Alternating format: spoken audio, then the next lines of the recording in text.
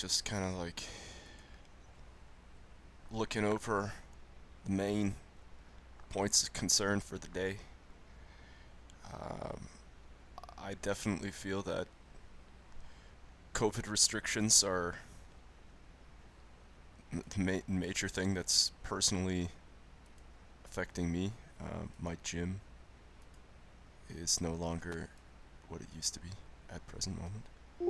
So, if anybody has any specific thoughts on the newly imposed COVID regulations, feel free to express how you feel. I'd be interested to hear where you side. Um, it's very concerning. Canada's chief public health officer says this country is at a critical point. Over the last week, hospitalizations for COVID-19 increased by 7%. The number of critical care patients jumped by 23%. Ontario appears to be in deep trouble. More than 4,200 new infections were reported there today, and 18 more people died from COVID-19. On top of that, we have the blood clots that are being reported as the product of the Johnson & Johnson vaccine. Now, it's interesting to consider that because there's a strong opposition to the vaccine on behalf of like the anti-vaxxers. So, it's not a stretch of my imagination to think that the potentially anti-vaxxers would hoax more blood clots than are actually a reality in order to kind of wage a political argument against the vaccine. It's the problem with the modern circumstances that we really have so many potential sources of corruption to the information that we're obtaining, just because everything, via a platform like YouTube is pretty grassroots. I've debated on whether or not to actually receive the vaccine myself. Obviously, I do have some patience for both sides of the coin, but I think that I would ultimately decide just to buck up and take it, just because although I think there is reason to be concerned about the government's unbridled and unhindered authority over our lives, and that they can subvert many of the principles that they are created in order to uphold if we give too much momentum to the government's power. However, I also have great faith in the efforts on behalf of the people that are scientifically trying to approach the problem, right? And I think ultimately nothing's perfect. The vaccine's not going to be perfect. Our medical technologies in approaching the problem will not be perfect, but it's the best that we can do, and I believe wholeheartedly that it is the best effort on behalf of the people that are dedicating their lives to try to remedy the problem. So I put my faith in that best effort. In addition, there's joining me now from Moncton is there's a lot of the discussion Minister of Intergovernmental universal basic income. Affairs, Dominic LeBlanc. Nice to see you, Minister. Good morning, Rosemary. I want to start with the convention, if I can. As you well know, Liberals voted overwhelmingly to endorse the idea of a universal basic income. I know it's not binding. I also know the Prime Minister has said he's not really interested in it. Is this a policy the government would ever consider? The main thing, before I listen to this man speak, the main criticism that I would have against the current situation is that it does motivate people to do whatever they can do to qualify for benefits. So I would suggest that there's a large amount of people that are collecting benefits based upon fraudulent claims, and they'll do whatever they have to do in order, or they'll say whatever they have to say in order to get that. It seems reasonable considering the fact that employment situations, especially on the lowest end of the economic process, are not exactly fair in all circumstances. You're forcing people to do much, much harder work for less money at the bottom end of the spectrum, and that's basically slavery.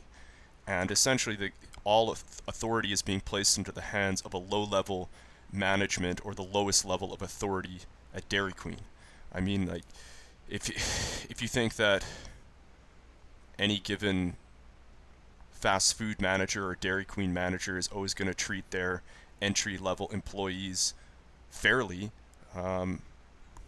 perhaps you should be forced into that situation yourself, and you'll see if fast food management is always ethical, moral, and compassionate toward their robot automaton employees.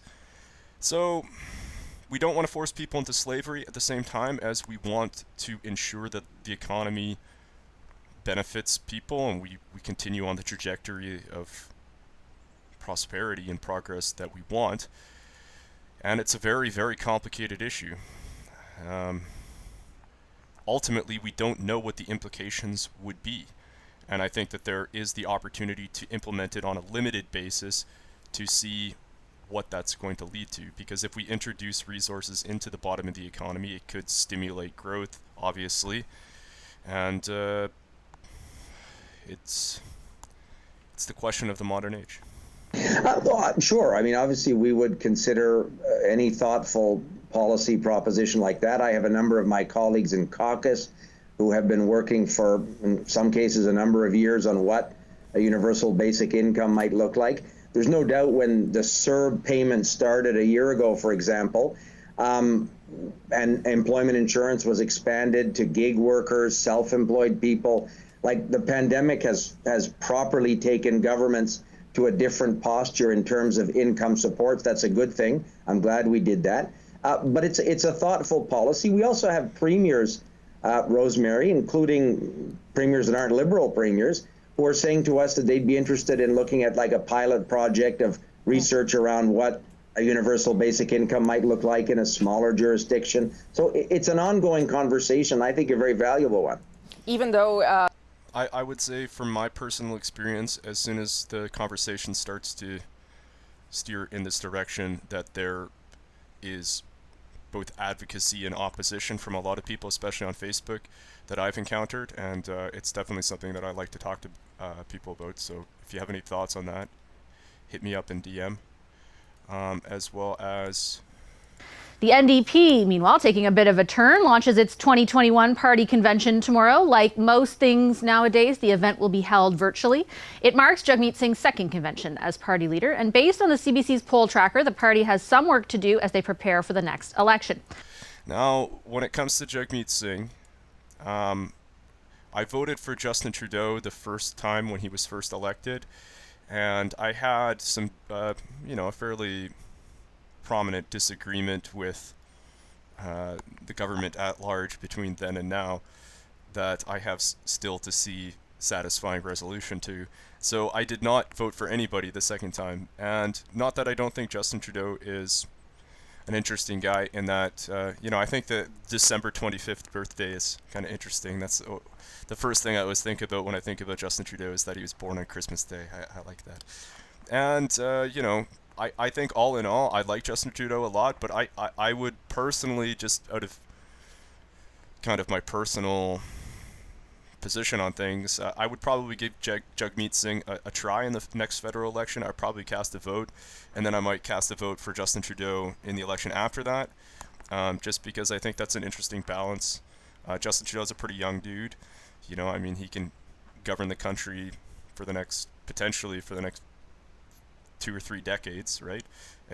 Easy, considering where Joe Biden's at in comparison to his age. So I think one thing that I do believe in Canada is that we're doing a good job at fostering multicultural, multi-ethnic acceptance and cooperation and peace. And if we can be the bastion of that in the world, I think that's good. And I think electing somebody like Jagmeet Singh, what he represents in terms of demographics and in terms of our culture, I think I'd give that a shot.